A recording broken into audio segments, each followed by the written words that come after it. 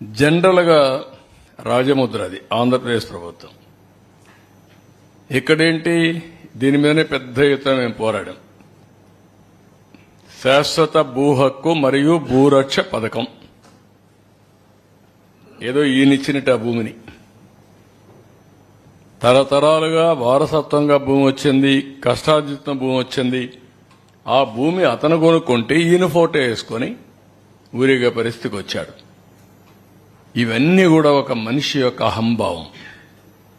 నాకు ఎదురు లేదు, నా ఇష్ట ప్రకారం చేస్తాను, ఏం చేస్తే చెల్లుబాటు అవుతుంది అనే అహంభావంతో పోయే పరిస్థితికి వచ్చారు. దీని ఖర్చు 13 కోట్లు. అంటే పబ్లిసిటీ పిచ్చి పరాకాష్ట. ఆ పిచ్చికి కూడా అద్దులుంటాయి.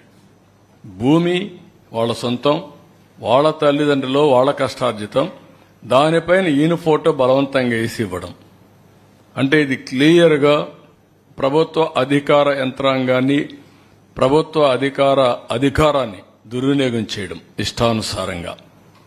నెక్స్ట్ ఇంకొక పక్కన ఇది వైఎస్ఆర్ ఆయన ఫోటోలు సర్వే చేసి సర్వే రాళ్ల పైన ఆయన బొమ్మ వేసుకోవాలని మళ్ళా పేరు వేసుకున్నాడు. ఆ బొమ్మ వేసుకుంటే కొంతమంది సజెస్ట్ చేశారని, ఇది నవ్వులాట కాదు, సజెస్ట్ చేశారని. చనిపోయిన తర్వాత బొమ్మ వేసుకుంటారు. నువ్వు వేసుకొని అక్కడ పొలాల్లో పెడుతున్నావు, నువ్వు చనిపోయావనుకుంటారు అని చెప్తే పేరు పెట్టాడు. ఈ పేర్లు చూడండి మీరు.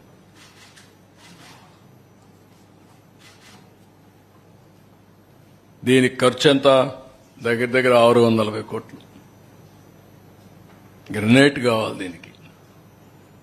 దీన్ని పిచ్చనాలనా, మదమనాలనా, అహంకారం అనాలనా, నాకు అడ్డు లేదనే విధానమా? ఎవరైనా ప్రజాస్వామ్య దేశంలో ఇవన్నీ యాక్సెప్ట్ చేస్తారా అని నేను అడుగుతున్నా. ఏం మన రాజులమా? మనకిచ్చింది ఒక ట్రస్టీగా 5 సంవత్సరాలు పరిపాలించమని, ప్రజాధనానికి, ప్రజల ఆస్తులకి రక్షణగా ఉండమని మనకు అధికారం ఇచ్చారు తప్ప పెత్తందారీ వ్యవస్థలో ఇష్ట ప్రకారం చేసి 640 కోట్ల రూపాయలు తగలబెట్టే పరిస్థితికి వచ్చారు. ఇంకా కలర్స్ అయితే చాలా ఉన్నాయి, అవి కూడా పెట్టాల్సింది ఇప్పుడు కాదు, నెక్స్ట్ టైం అవన్నీ వస్తాయి. నెక్స్ట్ ఇంకా సరే లాస్ట్కి వచ్చే కొందికి ఇంకా పెద్ద స్కెచ్ వేశాడు. మనందరి జుట్టు ఆయన చేతల్లో పెట్టుకోవాలనుకున్నాడు. కడాన ల్యాండ్ టైటిలింగ్ యాక్ట్. ఇది చూస్తే, ఈ యాక్ట్ చూస్తేనే భయంకరం. మొత్తం నీతి ఆయోగ్ చెప్పింది నేను చేశా అన్నాడు. దేశంలో ఎక్కడా ఈ చట్టం అమలు కాలేదు. ప్రజల ఆస్తులందరూ కూడా భయపడిపోయే పరిస్థితికి వచ్చారు. ఇది చూసిన తర్వాత మీరు చూస్తే నో అపీల్స్, సివిల్ కోర్ట్సే లీవ్, నేరుగా హైకోర్టుకే వెళ్ళాలి. ఇంకొక పక్కన దీంట్లో మనం చూసినప్పుడు ప్రైవేటు వ్యక్తులను కూడా ల్యాండ్ టైటిలింగ్ ఆఫీసర్గా పెట్టుకోవచ్చు. అంటే ఆయన సాక్షిలో పనిచేసిన పెడతాడు. మన సాక్షిలో పనిచేసిన గవర్నమెంట్లో పెట్టాడు. అదే మరి వాళ్ళ గుమస్తాలందరినీ తీసుకుని పెట్టుకునేవాడు.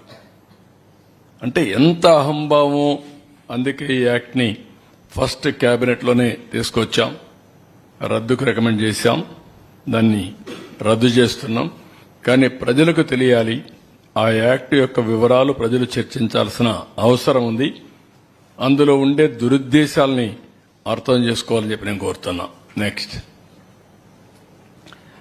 మొత్తం యాజ్ ఆన్ టుడే ఇవన్నీ కూడా పైలట్ ప్రాజెక్ట్ అనుకోండి, ప్రూఫ్ ఆఫ్ కాన్సెప్ట్ అనుకోండి, కొన్ని వివరాలే మాత్రం వచ్చాయి. ఈ వివరాలన్నీ మీరు చూస్తే విశాఖపట్నంలో 40,000 ఎకరాలు, 40,000 కోట్లు మేము ఆ రోజు చెప్పింది అంత ఉంటుంది. ఇప్పుడు దీంట్లో వచ్చినట్టే మాత్రం 4,469 కోట్లు. ఈ 6 కేసులు నేను ఎస్టాబ్లిష్ చేసిన కేసులు.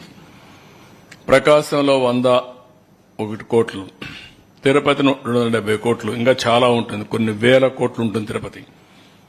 చిత్తూరు 99 కోట్లు. Excessive rate for house sites కి ఇచ్చింది 6,000 కోట్లు. మా వాళ్ళు ఇప్పుడు వచ్చింది మాత్రం 2,850 కోట్లు. అదే మరి ఆఫీస్కి ఇచ్చింది 300 కోట్లు. ల్యాండ్ ఇన్ ఇన్ఎలిజిబుల్ అర్హులు కాని వారికి ఇచ్చిన ల్యాండ్ 1300 కోట్లు. Fresh hold rights assignment lands ని ఫ్రెష్ హోల్డ్ గా మార్చింది 14,830 కోట్లు. డాటెడ్ ల్యాండ్స్ ఇవన్నీ కూడా ఇల్లీగలీ ఫ్రీ హోల్డ్ చేసింది 6,189 కోట్లు. ఇంకొక పక్కన పట్టా మేడ్ ఇల్లీగలీ ఫ్రెష్ హోల్డ్ చేసింది ఇది 102 కోట్లు. ఇదేమిది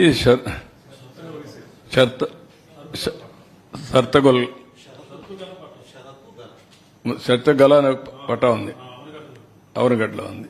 కొన్ని ఏరియాల్లో కొన్ని అప్పుడు ఉండే ఇదంతా స్పెసిఫికేషన్స్ ప్రకారం. Service inam made illegal freehold చేసి 4,105. అంటే చట్టాలు చేశారు, చట్టాలు లేవు, అది గవర్నమెంట్కి రావాలి. వీళ్ళు ఆ చట్టం ప్రకారం ఎగ్జామ్షన్స్ కూడా ఇచ్చేశారు.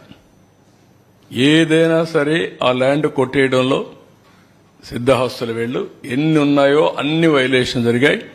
ఇది నేను ఒకటే ప్రజలందరికీ విజ్ఞప్తి చేస్తున్నా, ఇంకా మీ భూములు ఒకసారి చెక్ చేసుకోండి. ఎవరైనా మీ భూమి కబ్జా చేసి ఉంటే 22A మార్చి కానీ ల్యాండ్ టైటిలింగ్ ఇది కానీ బలవంతంగా లాక్కున్నా ఏది చేసినా మీరు కంప్లైంట్ ఇవ్వండి, నేరుగా అప్రోచ్ అవ్వండి. మీ భూమి మీకు ఇప్పించే బాధ్యత మాది. అదే మరి ఎవరైతే ఈ తప్పుడు పని చేశారో వాళ్ళని పనిష్ చేస్తాం చట్ట ప్రకారం. తద్వారా మీకు న్యాయం చేపిస్తాం.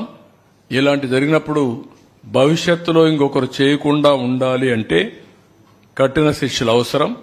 మళ్లీ మీరు కూడా ధైర్యంగా ముందుకొచ్చి మీ భూమి పరిరక్షించుకుంటే భవిష్యత్తులో ఇలాంటి చేయాలంటే కూడా ఎవడైనా భయపడతాడు. ఈ విషయంలో చాలా స్పష్టంగా ఉండమని అప్పీల్ చేస్తున్నా. రాష్ట్రంలో చాలా జరిగాయి. ఇక్కడే చిన్న చిన్న విషయాలు ఇక్కడ చెప్పలేకపోయాం. విశాఖపట్నంలో ఒక అతనైతే ల్యాండ్ ఓన్గా కొనుక్కుంటే ఆయన ఎంత హెరాస్ చేశారో కడాన సుప్రీంకోర్టు వరకు పోయే పరిస్థితి వచ్చింది. రంగనాయకమ్మ ఆస్తి కొట్టేస్తే హైదరాబాద్ పోయి షెల్టర్ తీసుకుని మొన్నటి వరకు బతికి ఇప్పుడు మళ్ళా వస్తే అది ఇచ్చే పరిస్థితికి వచ్చాం. ఎవరైనా సరే మీ ఆస్తులు కబ్జా చేసి ఉంటే మాత్రం అక్రమంగా లాగేసుకుని ఉంటే మీరు కంప్లైంట్ చేయండి. మీకు ఇప్పించే బాధ్యత. అవసరమైతే అలాంటి వారికి న్యాయం కోసం ఏదైనా 10 రూపాయల ఖర్చు అయితే పెట్టి అవసరమైతే చట్టాన్ని మార్చి, అందుకే మేము వచ్చాం. నెక్స్ట్ అందుకే నేను ఈరోజు ఒక పని చేస్తున్నాం.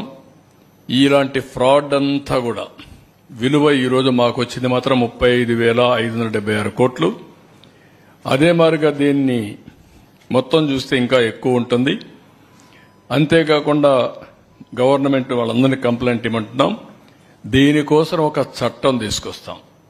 AP land grabbing act